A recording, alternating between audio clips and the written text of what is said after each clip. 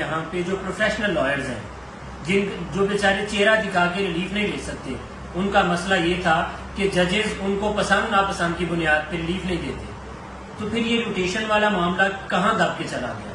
یہ کس نے ایڈریس کرنا تھا؟ یہ بار کونسل نے کرنا تھا۔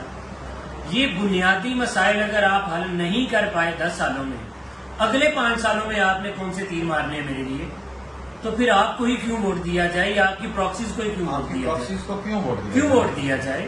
آپ نے جو آپ کے اس 5 سالہ دور کے اندر وکلاء کی جو تذلیل ہوئی، مطلب کچہری ختم کر دی گئی، بغیر چیمبر کے وہاں سے وکلاء کو اٹھا کے G11 میں لا کے بٹھا دیا گیا۔ میں سوری یہ کہوں گا کہ حاملہ عورتوں کو 20 دن جو ہے وہ جیلوں میں رکھا گیا، لائسنسز 3 مہینے سسپینڈ رہے، لوگ جو ہے وہ پرچے بھگتتے رہے، اور 4-5 سال بعد جب آپ کا ٹینیور ختم ہونے والا تھا تب آپ نے قریب سے جا کے وہ بیک ڈور چینل سے کہا جی اب آپ کیسز ختم کر دیں۔ یہ کیا بات ہوئی؟ تو اب بھی آپ یہی کہیں گے جی دوبارہ مجھے ووٹ دیں؟ آپ پسند ناپسند کی بنیاد پہ بار کونسل میں بیٹھ کے فیصلے کرتے رہے وکلاء کے مستقبل کے، تو اب آپ کو کن بنیادوں پہ دوبارہ ووٹ کی ضرورت پڑ گئی ہے؟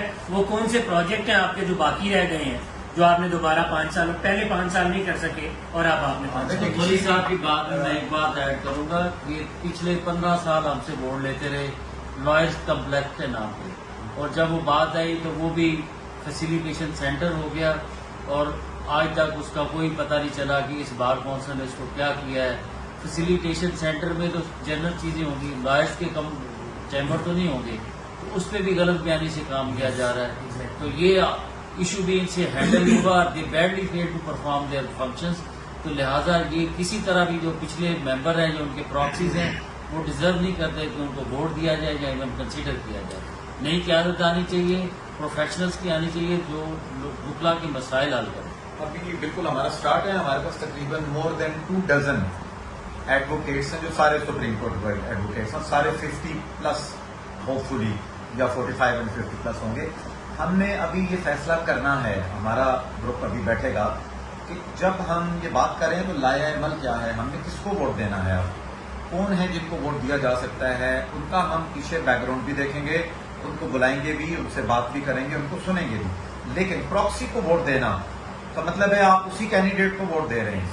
ہم ووٹ دیتے ہیں ذاتی تعلقات پر، ہم ووٹ دیتے ہیں وہ گھٹنے پکڑ لیتے ہیں، ہم ووٹ دیتے ہیں کہ وہ میرے والدین کے پاس، میرے بہن بھائیوں کے پاس چلے جاتے ہیں، یہ ہمیں روٹی پر ووٹ دیتے ہیں، ہم سوٹوں پر ووٹ دیتے ہیں، ہم اس پر ووٹ دیتے ہیں کہ یار وہ پرچے میں سے تمہارا نام چھڑا دوں گا۔ آپ لوگ کو جاگنے کی ضرورت ہے، آپ لوگ کو سوچنے کی ضرورت ہے۔ یہ پہلی بار ہسٹری آف پاکستان کی میں سمجھتا ہوں، میرا تو یہی نالج ہے، پہلی بار ایک گروپ کھڑا ہوا ہے جو وائس ریز کر رہا ہے، اور انشاءاللہ تعالیٰ اس میں ایک کثیر تعداد میں بیرسٹرز کے ساتھ بھی ہم رابطے میں ہیں، فیمیل میل بیرسٹرز ہیں، ہمارے یہاں کے ایڈوکیٹ سپریم کورٹس ہیں، ایڈوکیٹ ہائی کورٹس ہیں، بار کے ممبرز ہیں، مطلب ہر شعبہ وکالت سے تعلق رکھنے والے لوگ موجود ہیں۔ بس ہم آج اس کو سماپت کا ورڈ ہوتا ہے، کیا ہوتا ہے؟ سماپت۔ ایک اردو میں سماپت تو نہیں ہوتا کہ ہم اس کو ختم کرتے ہیں، سماپت کا ورڈ بھی ہوتا ہے۔ اتنا سنجیدہ لیکچر نہیں ہونا چاہیے، سننے والا سنا ہی نہ۔ ایک چیز یہ میں بتاؤں کہ ہم اگر ہسٹری کو دیکھیں تو آپ کو بس یہ وہ کہتے ہیں نا کہ a good lawyer should know something about everything and everything about something۔ مقصد یہ ہے کہ ریولیوشنز دنیا میں آتے ہیں لیڈرشپ سے، ریزولوشن دنیا میں آتے ہیں آئیڈیاز سے، پھر ایک ریولیوشن آتا ہے with the passage of time, جو کہ اللہ تعالیٰ کا ایک نظام ہے کہ کوئی بھی اس قسم کا غلط نظام ایک خاص مدت تک ہی چل سکتا ہے، اس کے بعد وہ بکھر جاتا ہے۔ تو میں یہ کہنا چاہتا ہوں کہ یہ it is high time for all of us lawyers, اس میں جونیئر سینئر سب شامل ہیں، کہ ہم سب کو ہوش کے ناخن لینے چاہیے۔ 3 بجے کا ٹائم ہے سر، میں آپ کو یہ کہنا چاہتا ہوں صاحب، میں اپنے چھوٹے بہن بھائیوں سے صرف ایک ریکویسٹ کروں گا، know the worth of your vote. Kindly اس کو روٹی کے چند نوالوں، چند لالچی جملوں، کوئی آپ کو سرکاری وکالت، آپ کو کوئی بڑے بڑے عہدوں کے لالچ میں کوئی شخص آپ سے آپ کی ورتھ نہ چھین۔